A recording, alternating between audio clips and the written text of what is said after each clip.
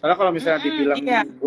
gue ngobrol sama beberapa teman-teman juga sebelumnya TikTok mungkin masih sideways juga begitu kan. Mm-mm. Tadi bener ya yang di-mention sama Olive, gue juga setuju gitu. Jadi Mm-mm. memang apa pemilu ya, itu kan Mm-mm. juga masih nggak tahu nih arahnya kemana. Ini pairingnya sama siapa begitu Mm-mm. kan. Nah Mm-mm. tapi ini kan semua namanya sentimen lah ya, bisa dibilang kayak Iya, gitu kan. betul. Nah, kalau misalnya sekarang mungkin buat teman-teman cuan troopers yang nggak terlalu follow up dengan berita-berita gitu kan, kira-kira ada nggak sih Liv yang mungkin mau di-share sentimen-sentimen apa aja sih mungkin yang bisa teman-teman cuan troopers perhatikan dan mungkin kira-kira dampaknya sentimen ini apa gitu. Kalau misalnya memang ada dampaknya ya, mungkin boleh di-share kali. Oke. Aku sih kemarin lagi baca berita yang baru rilis data itu kan China ya. China rilis data, lalu US juga baru rilis data juga. Terus ada berita tentang India stop ekspor beras kan, gitu. Jadi kayaknya siap-siap inflasi agak naik nih kalau harga beras tuh naik lagi gitu. Jadi kan kemarin sebenarnya uh, uh, uh, ini ada pengaruh gara-gara El Nino juga sih. Jadi pada gagal panen makanya harga beras pada naik gitu. Jadi pengaruh di Hmm, inflasi. Seperti itu sih, Jo. Kalau dari data China tuh kemarin, sebentar aku sembari buka deh. boleh, Ada boleh. PMI-nya yang nunjukin manufacturing-nya udah mulai pick up sih, Ya, gitu. itu dari China berarti ya. Dari China, Hmm, gitu. oke. Mana ya kemarin teh baca?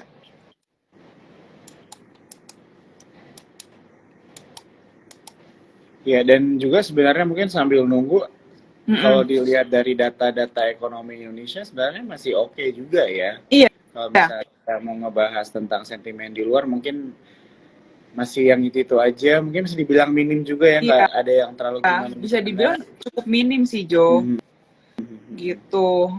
Kemarin itu yang Caixin China itu ya, dibilang survei Ya. Caixin ini terutama mencakup bisnis bisnis yang lebih kecil dan berorientasi ekspor di China dibandingkan dengan PMI resmi gitu. Jadi udah mulai ada kegiatan ekonominya lah, manufakturnya udah naik lagi untuk di Mhm. China gitu. Ya, Untuk ya, ya. US pun juga kan unemployment rate-nya naik ya. Jadi ini Ya. bisa kasih sinyal lah somehow bahwa the Fed tuh udah nggak akan terlalu agresif lagi gitu. Hopefully kan semua pada berharap the Fed akan stop atau menurunkan suku Ya. bunga gitu kan. Jadi lagi pada expect di situ. Hmm. Seperti itu. Oke, oke, Gitu oke. Ya, jadi sih. itu beberapa beberapa sentimen dari global lah ya bisa dibilang ya, dari Betul, betul. China dan juga dari Amerika Serikat Mm, begitu kan. Nah, tapi kalau di mm, Indonesia sendiri em, sentimennya mungkin yang masih diwanti-wanti tentang pemilu aja gitu ya. iya. Oke, Mm-mm. oke, Di oke. Indo pun inflasinya juga masih oke sih. Dilihat ya Jo ya Ya, masih 3% gitu. menurun kayaknya kan terakhir ya kalau gue baca kan turun terus ya kalau Hmm, inflasi. Bener nggak? Previousnya sebenarnya tunggu ya, inflation rate-nya itu, oh ya, core inflation-nya turun. Peaknya Inflation turun rate-nya kan? agak naik dikit. Ya, Tapi ya. sebenarnya masih dalam cakupan BI sih ya, 3% plus minus 1% Mhm. gitu. Oke, oke. Masih oke Iya. sih by data sebenarnya. Mhm. Iya. Mm-mm. Oke, sambil kita ngobrol-ngobrol, gini ya, karena kita mau santai banget ya, teman-teman ada yang nanya, nanti ditampung dulu ya. Ini udah yang nanya nih, Kakak Ivi katanya. Gimana pandangannya mengenai, nanti itu ya, live, kita Banyak siap-siap ya tuh. nanya-nanya soalnya. Iya, sama batu bara. Oke, nanti, wah itu kemarin teman-teman nih ya, mungkin untuk ngebantu jawaban kalian. Terakhir kali gue live itu minggu lalu, gue lupa kayaknya hari Selasa. Minggu lalu hari Selasa itu gue ngobrol sama lupa orangnya, gue lupa, sorry. Tapi itu membahas tentang batu bara ya teman-teman ya. Jadi buat teman-teman nih, kalau oh sorry, sama Agi Invest kayak gue ngobrol sama Albert Gunawan. Jadi kalau misalnya teman-teman ada yang mau belajar gitu tentang pergerakan sektor batu bara, bisa tuh cek di IG live-nya kita minggu lalu ya teman-teman ya. Mm-mm. Oke, Ya, jadi kalau kita misalnya ngebahas tentang global gitu kan, sentimennya tadi dimention sama Olivia, itu bisa dari China and then dari Amerika Serikat juga gitu ya, mengikuti perkembangannya. Dan juga kalau di Indonesia yang lagi rame sih kalau kita di berita memang tentang pemilu gitu kan. Dan biasanya kalau misalnya pemilu itu kan ada sektor-sektor yang diuntungkan gitu kan. Ada juga hubungannya Betul. mungkin sama siapa nih calonnya, biasanya ya line of bisnisnya dia ikutan naik biasanya gitu kan. Betul. Ya itu adalah ya analisisnya masing-masing, cuma ya begitulah kan. Nah, tapi kita sekarang mau ke topiknya nih, Liv, untuk malam hari ini mengenai ARB nih. Ya kan? Mm-mm. Udah kembali simetris gitu kan. Jadi apakah Olivia hari ini boncos atau cuan? Aduh, nah untuk sahamnya aku bukan saham yang yang sangat volatil ya Oh, gitu. Jadi okay. masih aman lah untungnya sejauh ini. Ya, ya, ya. Jadi kalau misalnya gue lihat di berita juga sih emang katanya untuk LQ nggak ini ya, nggak gimana-gimana ya. Actually Mm-mm, malah mm-mm. malah naik. Sebenarnya ARB ini kan apalagi ARB simetris itu kan lebih ke saham yang third liner lah atau kita bilang kan Iya, saham ya, micin, saham yang kecil-kecil kan gitu. ya, Jadi ya. balik ke universe-nya nih, stok universe-nya teman-teman, pemilihan saham teman-teman seperti apa gitu. Mungkin kalau kayak Joe kayak aku mainnya kayak di blue chip first atau second liner nggak terlalu pengaruh lah sebenarnya gitu. Kok lu bawa-bawa gua, lu tau dari mana? Gua mainnya cuma beli doang. Tahu dong, Oke. tahu dong. Maksa ya. Oke. Jadi Gitu. iya, jadi kalau misalnya yang dari gue lihat beritanya juga sih ada ekspektasi bakal ARB dan sebagainya gitu kan. Cuma Hmm. ternyata biasa-biasa aja Ya, sih gitu kan. Mungkin lebih berdampaknya tadi yang lo mention untuk saham-saham third liner kali ya. betul, betul. Karena kan Hmm. bobotnya masing-masing juga dihitung kan ke indeks. Kalau saham yang Nah, gede-gede kebanting ARB kan ya bisa bayangin lah indeksnya bakal seperti apa. Kayak iya, iya, gitu iya. sih. Sebenarnya ARB simetris cuman ya menurut aku cuman berita lah, cuman announcement gitu doang. Hmm. Gak terlalu ada Hmm. pengaruh sih. Iya. Gitu. Karena balik lagi ya ke kitanya gimana pemilihannya, terus manage-nya seperti apa gitu. Ini teman-teman cuan troopers yang nonton malam hari ini ada yang boncos nggak nih? Atau nggak malah jadi cuan nih gara-gara ARB sama arahnya udah balik Iya, nih? kemarin siapa yang kena ARB pertama tuh? Di saham apa yang kemarin? Asia ya? Aisyah. Asia. Yang Cilacap Fishing itu korban pertamanya tuh ARB 35%. Hari ini aku nggak Iya. tahu siapa yang ARB 35%. Aduh, itu ngeri banget sih. Mm-mm. Iya, iya. Oke. Nah, kalau misalnya kan banyak juga nih teman-teman cuan troopers juga mungkin yang baru mulai-mulai juga nih invest kan. Mungkin baru mulai trading atau invest gitu beberapa bulan ini waktu ARB-nya belum simetris gitu, Lev, ya kan. Sekarang Mm-mm. tiba-tiba udah kayak gini nih kan, sistemnya balik lagi seperti sebelum COVID. Nah, kalau dari lu sendiri cara pemilihan lu atau enggak cara pemilihan atau enggak advice lu lah buat teman-teman cuan troopers nih yang baru mulai invest, mulai main di saham gitu kan, mulai investasi di saham. Gimana nih cara menghadapi ARB sekarang nih yang udah balik simetris? Oke, Advice lu apa? advice-nya ya. Nih untuk ARB simetris ini kan kayak yang tadi aku udah bilang, itu di mata aku lebih menyasar ke saham-saham yang kecil deh gitu, yang micro cap banget gitu. Jadi saham-saham terliner. Nah, untuk teman-teman yang baru memang disarankan kan lebih ke saham yang kita kenal lah, bisa dibilang gitu Ya, ya. ya. Saham yang kita kenal gitu, kita familiar, yang market cap-nya besar-besar gitu. Nah, bisa dimulai dari situ. Nah, dimulainya pun terserah nih, teman-teman mau dollar cost averaging tiap bulan itu juga boleh, atau belinya pas di support itu juga boleh, buy technical juga boleh, seperti itu. Bisa dimulai dari situ sih, jadi biar nggak kaget lah Jo, gitu. Takutnya kan kalau langsung masuk ke saham yang kecil gitu kan, dengan iming-iming return yang besar, tapi mereka belum aware nih dengan risikonya besar juga kalau saham kecil, gitu. Takutnya pada kapok di situ. Jadi mendingan coba incer yang gede-gede dulu aja. Nah, nanti baru deh kalian lihat setelah sekian lama investasi saham itu seperti apa, feel-nya tuh seperti apa sih di di market ini seperti apa gitu. Oke, jadi mulainya itu dari saham-saham blue chip gitu ya, atau yang liquid juga gitu ya, yang besar lah ya.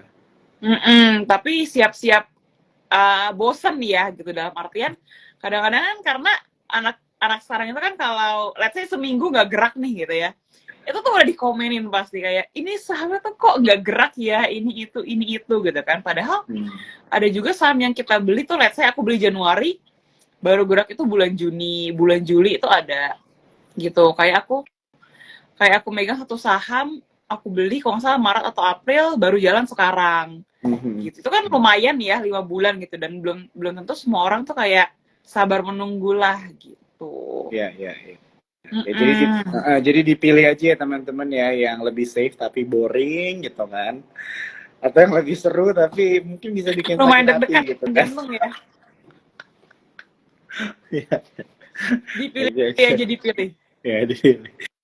Oke, ini ada teman-teman yang udah mulai nanya-nanya. Terus Banyak aja ya ya, yang banyak ya. terus aja bertanya. Nanti kita tampung dulu, nanti kita ada yang tentang BBNI juga ya, Livia nanti. Oke. Oke, fine. Jadi tadi kan cara pemilihannya Olivia lah ya. Bagaimana istilahnya buat teman-teman yang baru mulai itu mungkin emang startnya dari saham-saham yang nggak terlalu volatil ya, bisa dibilang kayak gitu kan. Jadi memang sebenarnya kita juga masuk ke saham itu ada tujuannya kan, Liv ya. Jadi kan nggak cuma kayak gue mau investasi saham tapi nggak tahu tujuannya apa kan. Jadi teman-teman di sini juga harus bikin target kalian gitu kan. Bahkan dalam trading juga kan, mau scalping, mau swing, apapun ada targetnya gitu kan. Betul. Mau investasi long term juga tetap ada targetnya gitu kan teman-teman ya, dengan tujuan keuangan kita. Nah, mungkin Olive kan juga sering ini ya, apa namanya, sharing tentang personal finance begitu kan. Jadi mungkin di saat market lagi bisa dibilang cukup lambat gitu kan, atau kurang seksi lah ya bahasanya sekarang, dengan sentimen yang cukup minim dan sebagainya. Kalau misalnya dari sisi personal finance nih yang bisa lu share nih sama teman-teman, apa nih kira-kira dari money management yang bisa diperhatikan, apalagi dengan keadaan ARB udah balik lagi nih kan, bounce atau cuan ini kan bisa mengubah apa ya, bisa mengubah kondisi keuangan seseorang dengan begitu cepat gitu loh kan. Nah, kira-kira ada yang bisa di-share nggak nih sama teman-teman cuan trooper secara general aja? Untuk personal finance ya, di saat market lagi boring gini aja ya. Iya. Oke.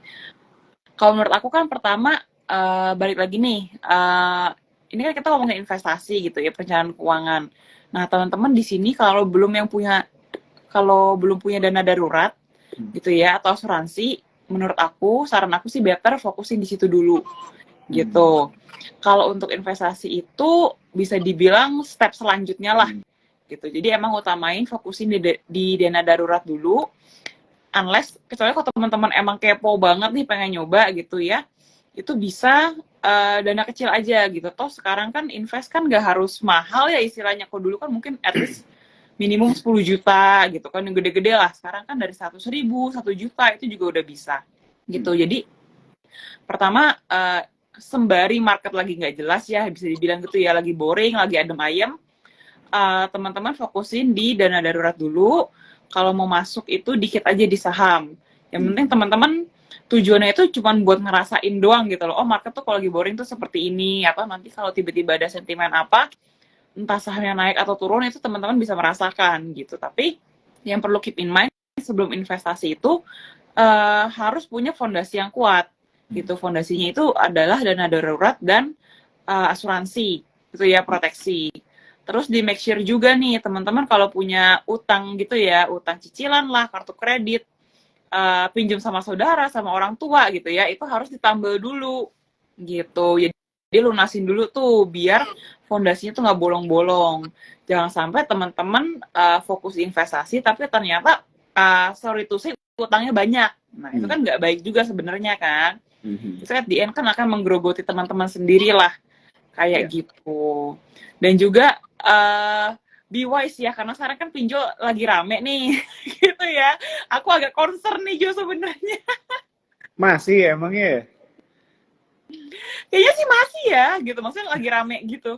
Aku sering lihat di thread lewat di sosial media aku tuh pasti ada aja cerita pinjol gitu. Makanya mumpung aku lagi live dan ada platform lah ya, aku juga ngutarin lah concern aku, teman-teman lebih bijak lagi lah kalau mau minjam gitu ya. Pinjol itu walaupun cepat gitu, tapi kan risikonya tinggi juga Iya, kayak iya, gitu. iya, iya. Gitu sih. Jadi mungkin money manajemennya simple gitu ya. Sebenarnya money management tuh by teori simple, cuman kalau dilakuin itu kadang-kadang ada aja godaannya Jo. Iya, iya. Gitu. Entah untuk ini, untuk itu, segala macem. Iya, iya, iya. Ya teman-temannya setuju banget ya. Jadi emang sebenarnya fondasinya itu memang balik ke money management dulu ya. Sebenarnya dari mungkin karena backgroundnya juga dari gue sebelumnya ada kayak about personal finance dan lu juga sering bikin konten tentang personal finance. Jadi emang sebenarnya penting banget gitu ya teman-teman ya. Kalau misalnya mau mulai investasi dan sebagainya harus rapi-rapi dulu gitu kan di money managementnya. Jangan sampai justru investasi kalian itu memberatkan kehidupan gitu kan. Karena kan kita Betul. pengennya itu kan malah jadi apa ya? Jadi booster lah ya sebenarnya kan Mm-mm. investasi itu kan tujuan keuangan Mm-mm. kita gitu. Nah, tadi itu Olive itu ada tadi nih. Gue mau udah mau ngejahit nih tadi ada hubungannya. Jadi tadi Olive tuh mention about mulai investasi itu kan bisa dari 100.000 kan ya kayak dulu kan. Yes. Nah, kalau mungkin ada teman-teman di sini yang nggak tahu mau beli saham apa, di Sukor sekarang di spot udah bisa beli reksadana gitu Oh, kan. Gak usah sosok wah. kaget dulu. Eh, I know aku tahu ada fiturnya, tapi aku belum pernah coba loh. Iya, iya. Jadi OMG, aku harus coba. iya, jadi buat teman-teman di sini yang mungkin nggak tahu mau beli saham apa, apalagi marketnya lagi begini kan, jadi bingung juga gitu kan. Ya udah, parkirin aja dulu aset Betul. kalian, beli di reksadananya Sukor gitu ya teman-teman. Jadi produk-produk Sukor ya yang bisa dibeli Mm-mm. di spot langsung ya teman-teman ya. Dan kalau misalnya ngomongin tentang produk reksadana Sukor, aku nggak perlu bilang apa-apa lagi, itu udah juara-juara banget gitu ya Sukor-Sukor ini untuk produk-produk reksadana kan bisa bisa googling sendiri, bisa research sendiri begitu. Jadi istilahnya harus bisa memposisikan diri kita lah ya di beberapa momen-momen tertentu gini ya. Contohnya kalau misalnya kalian kurang berani untuk beli saham dan sebagainya, mungkin bisa parkir di reksadana. Tapi kalau misalnya mau mundur lagi, kalau kan mau ke produk-produk investasi yang lain yang lebih cocok sama kalian, ya aku mau fan-fan aja lah ya. Jadi memang Benar. setiap orang kan punya tujuannya masing-masing dan punya risk profile-nya juga berbeda-beda, jadi harus disesuaikan gitu ya Liv ya, setuju ya? Benar. Dan investasi itu kan kayak seni ya Jo sebenarnya ya. Jadi Hmm. tiap orang itu pasti ya seleranya beda-beda lah istilahnya gitu. Jadi Ya. kalau ada teman-teman let's say kayaknya aku tuh belum ready deh, belum siap di saham. Aku lebih prefer reksadana saham deh gitu atau reksadana campuran atau obligasi gitu ya. Nah, itu ya udah fine-fine aja, terserah gitu loh. Maksudnya kita memang sering ngomongin saham, tapi kita tidak mengharuskan teman-teman untuk investasi saham gitu, karena investasi itu kan balik lagi very personal ya Jo ya, tergantung gue Ya. masing-masing, tergantung kesanggupan masing-masing gitu. Jadi jangan sampai kita ngomongin saham, teman-teman yang sebenarnya tidak cocok saham tapi memaksakan diri investasi saham, yang ada nanti malah boncos atau nyangkut kan nggak baik juga sebenarnya gitu. Iya, iya. Oke, jadi ini beberapa poin penting ya teman-teman Cuan-Troopers yang perlu kita ingat bersama gitu kan. Mengingat dari topik kita juga gitu kan, sistemnya udah kembali simetris begitu kan, dan ini bisa menentukan banget lah ya portofolio kita, dan tentunya portfolio kita ini akan menentukan money management kita juga dan akhirnya tujuan dan Betul. kondisi kita juga gitu.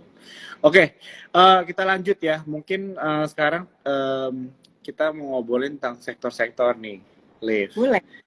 Ya kan? Gua mungkin mau nanya sektor apa yang menarik, tapi gue mau aja. Mungkin sektor favorit gue aja lah kali.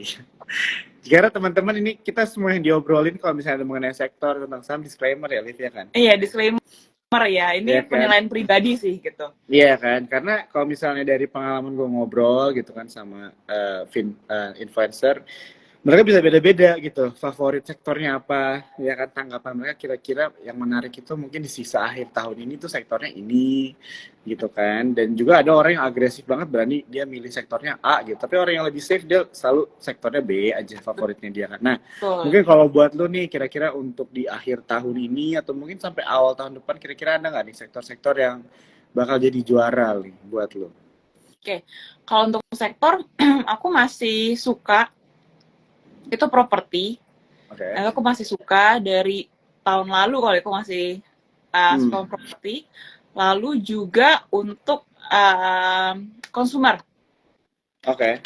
gitu, consumer itu aku juga suka sih, properti dan consumer gitu. Kemarin sebenarnya kalau aku juga suka apa ya, otomotif tuh aku agak ketinggalan gitu. Jadi karena aku agak ketinggalan, aku mikir deh kira-kira yang masih agak kedampak sama otomotif apa ya gitu. Jadi infrastruktur aku ada megang itu, tapi kalau untuk masuk di sekarang mungkin udah agak-agak setengah jalan kali ya gitu. Nah, aku yang masih oke sih properti sama tadi apa consumer gitu. Dua itu sih Jo. Oke. Sebelum gua tanya nih kira-kira dari sektor-sektor ini saham favorit lo apa? Gue mau nanya sektor yang menurut lo, buat lo, disclaimer, itu masih kurang menarik lah. Belum dapat panggung kira-kira. Kayaknya sektor ini buat lo nggak dulu deh. Kira-kira tuh sektor apa aja tuh? Yang belum dapat panggung ya? Iya. Sebentar. Apa ya? Kalau menurut lo gimana tentang perdigitalan gitu? I knew it lagi kamu akan ngomong itu. Tech gitu kan?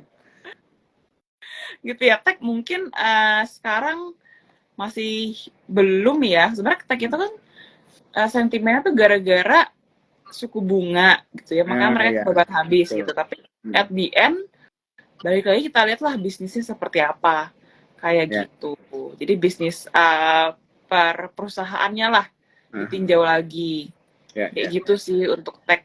Gitu. Retail, I think juga lumayan oke sebenarnya retail tuh lately belakangan ya, tapi udah agak tinggi sih retail sayangnya ya. Ada Asus, ada Mapi, seperti itu. Oke. Ini udah ada yang teman-teman nanya-nanya ya, terus aja nanya nih, kita akan udah ada aku save juga ya pertanyaan-pertanyaan ini kita tanya ini sama Oli. Oke, kalau misalnya nih kan lo tadi mention tentang sektor properti, saham yang menurut lo menarik apa nih? Kira-kira saham yang jagoannya lah dari sektor properti menurut tanggapan lo?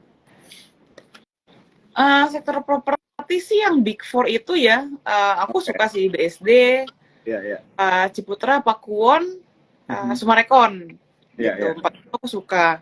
Gitu. Kalau Pakuwon kan walaupun dia agak beda sendiri ya, karena dia kan banyak kan di recurring income-nya ya di mall-mall ya, gitu. Dan aku lihat juga, maksudnya mall-mall punya Pakuwon itu udah mulai rame, bahkan bisa dibilang kayaknya lebih rame deh daripada sebelum COVID, gitu. Jadi dan tenannya tuh juga full, gitu. Aku lihat kan kalau yang di Jakarta itu ada Kokas, ada Gandaria ya, itu rame sih. Kalau ke sana sih tenannya full, orangnya tuh rame terus dan parkirnya susah banget, gitu. Jadi aku masih cukup optimis sih melihat kondisi lapangan seperti itu dengan kedepannya Pakuwon, gitu. Nah, tapi kan Pakuwon juga banyak properti itu di Surabaya nih. Sadly aku tuh nggak bisa tinjau langsung, nggak tahu nih market di sana seperti apa. Jadi cuman bisa baca report dari Pakuwon. Tapi by report sih mereka klaim penjualannya bagus-bagus ya, gitu. Oke. Ya, setuju sih ya kalau misalnya untuk sektor properti itu kemarin gue juga sempat bahas sih. Kayak kalau misalnya dari data ekonomi gitu kan, inflasi turun ya kan, dan juga tentunya harusnya kekuatan beli ya, purchasing power-nya masyarakat juga harusnya kan lebih membaik dan sebagainya begitu kan. Dan juga kemarin gue lihat ada data tentang penjualan rumah dan sebagainya itu ada kenaikan. Gitu kan. Jadi mungkin menurut gue sektor properti udah mulai mengarah ke sana sih, mulai mengarah kayaknya bakal menarik. Dan tentunya kan kita kalau misalnya investasi di saham kan maunya sebelum naik gitu kan. Betul. Ini cuma sabar-sabaran nunggu nih, kayak aku tuh udah punya properti di akhir tahun lalu. Lumayan lama ya. Astaga, 9 bulan lebih Jo aku megangnya. Gitu. Hampir setahun. Sabar. Oh iya. Sabar. Gitu. Dan orang Indo tuh kayaknya tuh sebenarnya duitnya tuh banyak gitu loh, dan mereka kayak masih bisa beli kendaraan, masih bisa beli apa tuh namanya properti gitu ya. Itu sih. Kayaknya harusnya keluar nggak sih nanti data di Gias itu kan kemarin tuh kelihatan nggak ya nanti mungkin dari data penjualan mobil dan sebagainya juga mulai akan kelihatan Iya, sih ya Gias tuh kemarin teman-teman ya. kan rame banget. Aku sama kesana 2 kali lah kayak gitu dan itu benar-benar 2 kali full ya. Beli di 2 kali. berapa mobil? Jalan-jalan doang saking bosannya aku ngapain ya Gias deh. Gitu. Itu rame banget sih Gias. Kesempet kesana nggak Jo? Sempet. Sekali, Sempet. gue sekali Oh aja, iya, nggak 2 kali. oke. Oke. Itu nice info banget ya. Iya. Ya, jadi ya itu ya teman-teman ya, kalau misalnya kita mau melihat sentimen dan juga tentunya harus melihat data juga ya di Indonesia itu kayak gimana. Salah satunya sih kalau gue ngelihat sektor-sektor itu bakal booming atau nggak dapat panggung, semuanya sih ngeliat dari data-data itu ya. Benar. Kalau dari rumah properti ya, data-data penjualan, gitu. Sektor otomotif ya kita lihat perkembangan penjualan mobil juga ya. Apalagi kan biasanya acuannya itu dari COVID gitu ya, Liv ya kan. COVID kan semuanya biasanya kan di bawah gitu ya kan. Terus sebenarnya udah mulai naiknya nih kan, mulai dilihat biasanya gue ngeliatnya gitu sih. Oke. Gitu. Iya. Oke, tadi lu bilang satu lagi sektor retail ya. Retail apa nih Retail yang lagi? consumer aku juga suka. Oh. Kalau retailnya agak unik sebenarnya Jo. Kalau retail itu yang perform itu retail untuk kelas atas. Kalau kamu lihat ya, kalau lihat itu retail kelas atas nih, misalnya kayak Mapi, Era, gitu-gitu deh. Yang retail kelas bawah kan identiknya biasanya sama Rals ya, itu tuh nggak kemana-mana gitu. Nah, kita bisa lihat nih sebenarnya ada gap-nya lumayan gitu ya antara ekonomi kelas atas dan kelas bawah gitu. Tadi aku juga lagi baca berita bahwa sebenarnya karena itu salah satunya adalah faktor upah. Upah kita tuh sebenarnya naiknya nggak terlalu signifikan sih, bisa dibilang gitu by data ya. Tapi harga barang-barang kebutuhan itu naiknya melebihi presentase kenaikan upah gitu. Makanya untuk kelas masyarakat kelas C dan D itu memang agak struggling lah. Seperti itu. Jadi yang running tuh ekonomi ke atas. Jadi kayak apa sih, kayak huruf K lah gitu. Oke. Ya. Jadi itu beberapa insight ya dari Olive ya teman-teman ya. Semuanya balik disclaimer. Jadi kalau misalnya kita lihat tadi sektor properti dan juga retail consumer ya, bisa dibilang cukup menarik begitu kan teman-temannya. Atau bisa dibilang juga akan menarik gitu. Apalagi dengan mungkin adanya pemilu dan sebagainya. Biasanya kan mulai ada sembako dan sebagainya. Mungkin itu salah satu sentimen, tapi tetap ya teman-teman itu nggak bisa menjadi satu-satunya hal. Nggak bisa menjadi satu-satunya hal yang kita gunakan ya untuk melakukan analisa. Tentu ini kan hanya penambah aja ya, tapi tetap harus melakukan analisa masing-masing ya. Do your own research. DIY ya itu, Dior. Oke, lanjut ya. Kita coba sambil lompat-lompat aja kali ya, Livia. Ini boleh ada dong pertanyaan. Tadi yang nanya tentang BBNI, gimana tuh? BNI ya. Kenapa yang nanya nih? Lagi naik ya 2 hari ini? Ya tadi pokoknya ada yang nanya BBNI. Ada yang nanya BNI gitu. Aku lihat sih ngejar ya, karena BNI selama ini kan yang ketinggalan nih dibanding 3 lainnya. Gitu. Ngejar aja sih. Resultsnya juga oke, udah keluar resultsnya. 5 hari terakhir kalau dilihat naik ya BNI ya 4,9%. Iya, tapi kalau Jo lihat BNI itu kan cukup ketinggalan kalau dibanding kayak BCA, Mandiri, BRI. Dia kan naiknya udah dari kapan tahu ya. Gitu. Jadi ya mungkin dapat flow-nya aja sih. Ya. That's it. Kalau misalnya gue tanya dari Big Four ini, favorit lo yang mana? BCA BRI. BCA sih. BCA BRI lah 2 itu. Yang mana yang sekiranya pas, sekiranya boleh masuk lagi. Tapi kan masih pada tinggi-tinggi banget ya, aduh. Belum rela gitu beli di harga sekarang tuh. Ya. Oke, lanjut ya. Thank you, Olive, untuk jawabannya. Ini kita lagi next. Tadi dia nanya nih. Ini baru dapat yang BBNI. Tadi ada yang nanya, ini deh. Tadi ada beberapa yang nanya tentang sektor batubara sih. Iya. View lu ada nggak kira-kira ngeliat batubara in general? Batubara ya. Untuk sektor batubara sih, mungkin lagi pada mengharapkan apakah akan terjadi rally seperti tahun lalu gitu ya batubara. Kok menurutku kalaupun rally, maksudnya kalaupun naik tidak akan sespektakuler tahun lalu. Di mataku sih gitu ya. Iya, Gitu. iya. Karena kalau tahun lalu itu kan benar-benar sesuatu yang kita pun juga kaget gitu. Maksudnya bisa lari sejauh itu batu bara kan. Iya, Karena iya. ada krisis segala macem lah gitu ya, krisis energi gara-gara perang Rusia gitu. Nah, pertanyaannya kan apakah akan balik lagi atau enggak gitu ya. Kalau balik lagi pun kita kan nggak tahu kapan, istilahnya gitu. Nah, balik lagi kalau tentang kebutuhan batu bara itu seperti apa, tentang konsumsi batu bara itu seperti apa.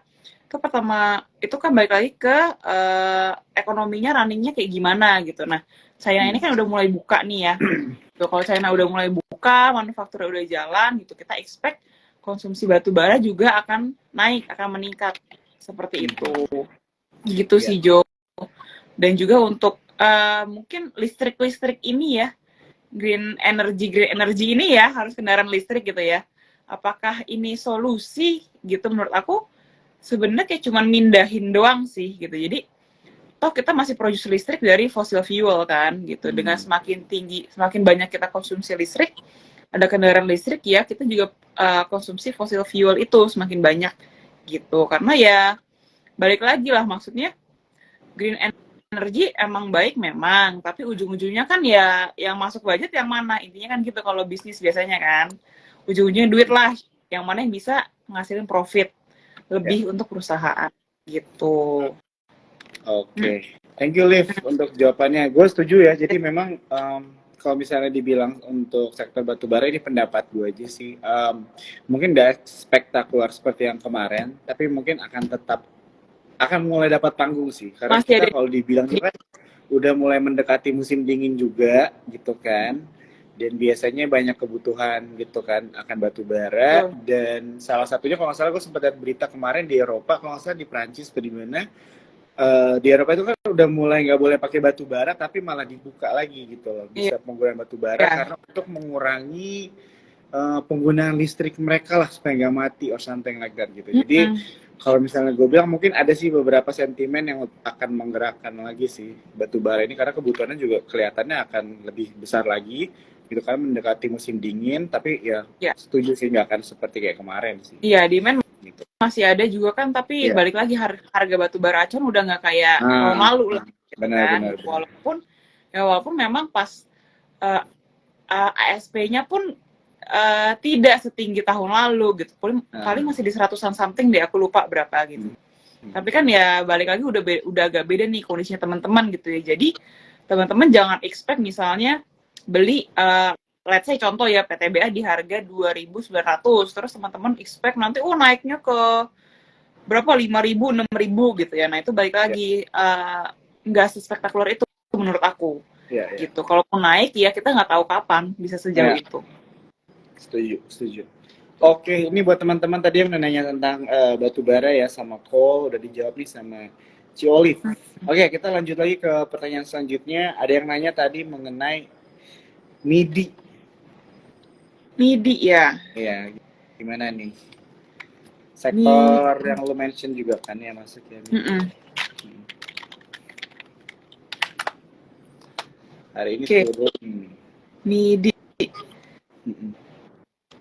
Alfamidi ya, Alfamart ya. Ya masih saudaraan lah ya di mata aku. Saudaraan. Nah, kalau AMRT sahamnya gue. Oh, saham andalan ya Joy? Alvaria. Iya dong. Sebenarnya agak menarik sih aku lihat dua ini ya gitu. Maksudnya AMRT ini yang menurut aku tuh kayak kita tuh nggak expect saham ini bakal naik segitu tinggi gitu loh. Aku tuh nggak expect ya. AMRT loh, maksudnya sebuah minimarket gitu ya. Tapi mungkin aku mulai mengerti ya kenapa saham ini kan bergeraknya lebih dulu ya daripada mungkin ada berita atau ada sesuatu gitu ya. Mungkin aku udah mulai mengerti orang-orang tuh kayaknya sekarang lebih nyaman mereka berbelanja di minimarket deh Jo. Gitu. Jadi aku ngerasa kayak maybe that's why saham AMRT tuh naiknya rally-nya bisa segini tinggi gitu dibanding mereka let's say ke supermarket yang lebih besar gitu kali ya. Pertama mungkin karena lebih ringkas as in jaraknya lebih dekat dengan rumah, lalu kondisi toko yang lebih kecil, jadi nggak pusing cari barang, nggak buang-buang waktu lah gitu sih. Ya, Jadi mungkin aku lihat di situ ya, ya. gitu. Kalau Alpha Midi nih, bentar ya, Midi, masih Midi. Tapi Jadi aku mungkin jujur gak penting Midi sih. Kenapa Jo? Jadi mungkin mau nambahin dikit, bener ya. Jadi orang-orang lebih suka ke convenience store Mm-mm. kan, bisa dibilang ya. Kalau bisa Alfamart, karena kemarin tuh gue sempat dengar ada seminar. Jadi memang kalau consumer behavior dari orang itu awal mulanya tuh memang dari toko-toko yang besar, tapi itu berubah patternnya. Jadi dari Betul, mulai convenience, terus mulai yang ke arah special store, akhirnya online benar. sekarang kan, gitu kan. Karena orang udah mungkin males aja kayak ke toko yang besar, kecuali memang kebutuhan yang dia cari sih, tapi kan jarang. Biasanya yang kita butuhkan daily itu kan semuanya ada di convenience store begitu kan. Benar, Jadi benar. ya mungkin udah mulai ada shifting aja sih dari behavior Betul. consumer gitu kan, dan akhirnya mungkin ada dampaknya juga sih buat apa perusahaan-perusahaan seperti Alfamart, Alfamidi gitu kan dan sebagainya. Iya benar Oke. tuh katanya juga tuh karena banyak outlet terus dekat sama rumah Iya bener. Jadi gitu. ngapain gitu loh jauh-jauh kalau emang nyarinya itu cuma kayak tolak apa sido tolak angin gitu kan. Ah, Bukan sido ya, ini bukan bukan ini. Tapi maksudnya kayak untuk hal-hal contoh-contoh. gitu ngapain jauh-jauh dicari kalau misalnya ada yang deket gitu kan. Benar. Jadi gitu Kalau sih. MIDI balik lagi, MIDI ini kan juga ada Lawson ya, Mhm. yang baru itu Ah, kan. Itu salah satu store favorit aku kalau lagi break kerja itu Lawson, suka jajan. Em, Menurut aku cukup menarik sih, maksudnya dia udah sudah berekspansi lah, dia udah buka Grey Lawson gitu karena memang marketnya lagi eh, hype banget nih si Lawson ini gitu. Jadi menurut aku besok kalau besok kakak sido gitu ya. waduh gimana tuh? Aduh, jangan ya Gimana tuh guys. Jo? Kita nggak ada, emang lagi tolak angin aja udah umur Iya. sih, jadi belinya begitu. Nah, balik lagi kalau MIDI ya, aku sih to be honest, aku jujur belum baca LK-nya sama sekali. Maksudnya gimana kontribusinya si Lawson ini atau dia lebih besar di Alpha Midi-nya sendiri gitu. Nah, Alpha Midi sendiri pun itu kan bisa dibilang kelasnya di atas Alfamart lah Ya. gitu dan bisa dibilang cukup segmented gitu. Sebenarnya dulu ada satu Alpha Midi di dekat rumah aku tapi tutup karena kayaknya orang-orangnya kurang apa ya kurang kurang bukan marketnya di situlah simpelnya kayak gitu jadi orang-orang lebih belanjanya ke Alfamart gitu mungkin karena harganya lebih murah promonya lebih banyak seperti itu. I see. Ini ada pertanyaan penting nih, Liv, dari Handi Irawan. Handi Irawan ini sepertinya dari namanya cukup terkenal ya. Jadi perlu kita ini. Olive besok yang arah apa? Nah ini pertanyaan terakhir kali ya. Kira-kira yang Ya arah besok pertanyaan apa yang nih, Liv? orang-orang sering tanyakan ya Pertanyaan yang paling pentingnya ini dari semuanya ya nggak sih? kalau aku tahu yang besok arah itu apa aku udah cairin semua uang aku masukin situ aja pokoknya kayak gitu. Please sih butuh cuan katanya. Ini semuanya butuh cuan juga nih ya, Iya nih aduh market teman-teman lagi ya. gini ya sabar-sabar ya guys. Oke oke. Mungkin satu lagi deh, ada yang nanya tentang SMGR nih, Liv. Oh semen ya Gimana? ini juga menarik semen ini. Di Medan ada supermarket udah lama tutup karena Alfamart juga. Nah iya benar ya, jadi memang Mm. semuanya itu juga baik lagi ke kompetisi ya teman-teman ya. Iya, itu sebenarnya to be honest it takes time loh. Untuk aku mikir tuh kayak kenapa AMRT tuh naik segitu tinggi gitu. Aku sampai kenapa ya sampai until recently aku baru ngeh oh ternyata memang sudah shifting nih behavior belanja kita. Iya iya. Tuh. Oke. Ini Oke, teman-teman nih SMGR ada ya. yang cuan besok ARA nih kayaknya baik banget nih ya teman-teman kita yang tahu kapan ARA, kapan ARB. Jadi aku mau ngajak nih teman-teman untuk ikut support trading competition. Nah, Ya kan? ayo guys, Gunakanlah, support the gunakan ini competition. kan semua kehebatan kita semua yang ada di sini untuk mengikuti trading competition ya teman-teman ya. Kalau mau daftar bisa ada di bio-nya IG-nya Sukor Sekuritas. Ya teman-teman ya jangan ketinggalan karena hari terakhir pendaftaran itu hari Jumat. Oke? Ya. Hmm, Gimana nih last SMGR nih ya. Liv, menurut lo SMGR? Iya, semen. Kalau misalnya semen gimana nih dengan keadaan kita sekarang? Kira-kira menarik nggak ya? Atau tidak? Atau malah kebalikannya? Kalau misalnya hari ini sih 2% ya. Wow, Mm-mm. hampir 3 loh. Mm-mm. Mm-mm. SMGR ya mungkin Top apa ya? gainer ya hari ini ya, SMGR ya. Iya sebenarnya kalau dari LK-nya pun ya oke lah, termasuk dari pendapatannya sih oke ya, laba sebelum labanya pun sebenarnya ada penurunan dikit gitu ya. Maksudnya untuk SMGR ini kan kalau dibilang biasanya sentimen SMGR itu kan sentimen harga call tinggi lah, harga call rendah lah gitu. Tapi kalau kita lihat sendiri sebenarnya SMGR ini ada harga teman lah bisa dibilang gitu untuk COGS-nya. Kalau aku lihat SMGR itu sebenarnya balik lagi ke quantity sama harga sih Jo, jualan semen itu at the end of the day kan. Balik lagi ke situ. Mungkin ya pick up-nya di konstruksi kalau lagi banyak pembangunan sama properti gitu, either those two sih gitu untuk SMGR.